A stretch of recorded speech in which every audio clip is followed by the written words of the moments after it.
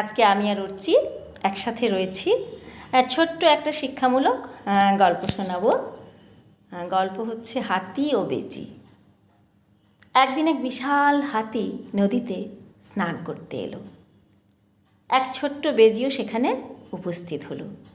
উপস্থিত হয়ে বেজি বলল, হাতি ভাই, আমিও তোমার সঙ্গে স্নান করব। হাতি বলল, এই নদীর স্রোত কিন্তু ভীষণ, তোমার জন্য এই নদীর স্রোত বিপজ্জনক। নিজের সামর্থ্য বুঝে কাজ করো।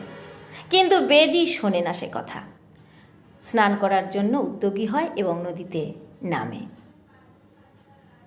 একটু পরেই নদীর স্রোতে সে ভেসে যায়। কোনো মতে মৃত্যুমুখ থেকে ফিরে এসে বলে, তুমি ঠিকই বলেছিলে, নিজের ওজন না বুঝে চেষ্টা করাটা ভুল।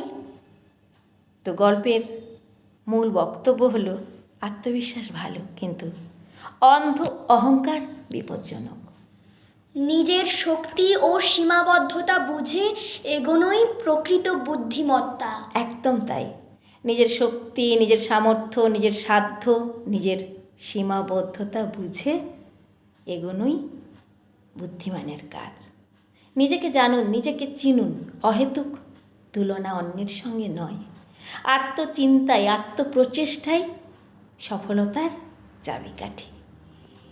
সুতরাং অন্যের সঙ্গে তুলনা করতে গিয়ে স্রোতে গা ভাসানোর কোনো মানে হয় না। সবাই খুব খুব ভালো থাকুন, সুন্দর থাকুন, সুস্থ থাকুন। নমস্কার।